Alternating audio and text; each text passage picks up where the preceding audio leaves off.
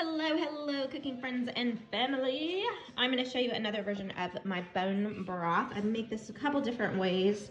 This time I am putting everything into plain water that I'm going to season well, and I'm actually going to strain all the veggies out this time. Sometimes I'll keep them, sometimes I'll strain them out and discard them. Today I just want the good rich broth.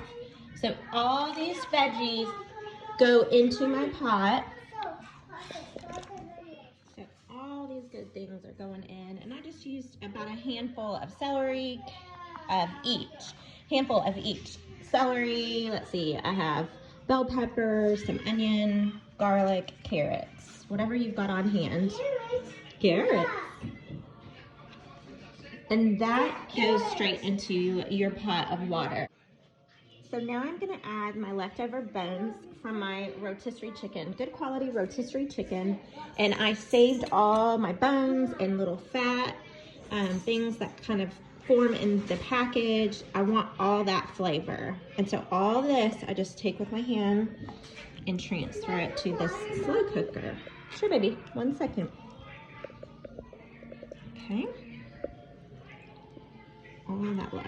And this is going to get strained out, so don't worry about all those little pieces. You just want all that goodness to develop just this golden, rich broth that is the best broth ever. Okay, so once I get all of my veggies, my water, my chicken parts and pieces and fat, I readjust my water to make sure it's just about like, I want to have a little bit of room to let it boil, because I do cook this on high. And then you can season it with all your favorite things. There's just no rhyme or reason to it. And so I just add a good amount of salt and pepper that I keep pre-mixed together. And then I am going to do a little slap your mama, not too much. I want to slap your mama.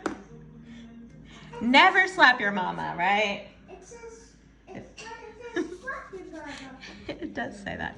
I'm doing seasoning salt. You can do garlic powder, onions. I know you love seasoning salt. Just any of your favorite clean ingredients, you know, that you can find. Not all of them are clean friendly. You gotta read the labels.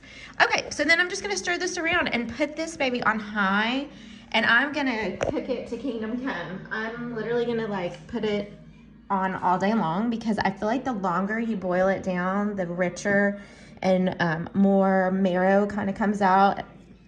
So you just get a really deep flavor. So I love to do this when I have kind of all day to do it. So I'm gonna put this baby on and crank it up to high, and I'm not gonna touch it or lift the lid.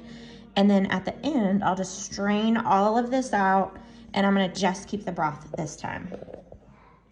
Okay guys, I have cooked this virtually all day long. This is the first time I've opened the lid. So y'all know I started it pretty much close to the top, and that's how much it has boiled down. Smells so good. Oh my gosh. So a couple times when I make this, I do save the veg, like when I'm doing like a chicken and rice. This time I am not. I'm gonna discard all of this. So I'm gonna strain it, and I will show you how. Okay, so after it's been cooking all day, I turn off the heat and let it cool off just a little bit so that it's kind of easier to handle. And so what I do to strain it is I just take this awesome little strainer from my parents and a big Pyrex bowl, and then I dump all the contents into the strainer. And when you pick it up, all that you have left, you hear this, is this magic right here. And that's what you're after.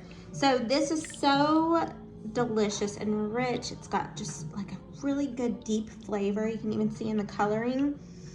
That's the magic. And so sometimes when I'm making a dish, I'll go through and get all the little pieces of meat out and try to save the veg. This time, this is not what I'm after. This is a straight broth. And you can use that to make beans. You can use it to make like chicken and noodle soup from scratch. It's just a magical little bone broth. So never toss out your bones. Save it and recreate it into something spectacular. So So once you strain it and discard all the bones and veg, which sometimes, like I said, I do keep that part and go through it with my fingers and separate all the little bits of chicken off the bone at that point and keep all the veg. You'll see that in my chicken and rice because it is good. It's good stuff. This particular time, I'm just going for this right here, this deep colored true bone broth, and it is so good. Like if you... It's so good. I keep giving my honey bites and he's like, whoa, that is so good. It really is better than any boxed broth that you will ever buy, you guys. And so you might think, well, what do I do with this? There's so much you can do. For now, I'm gonna cool mine and I'm gonna freeze this whole thing. Sometimes I'll freeze it into like sandwich size bags, like sandwich size Ziploc bags. And I'll just add it as a booster to a recipe to just give it a layer of depth.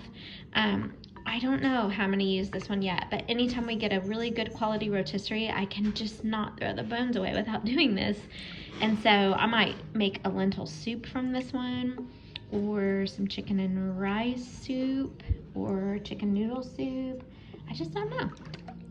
So stay tuned. But this is how you render a good quality, awesome, super delicious and nutritious bone broth.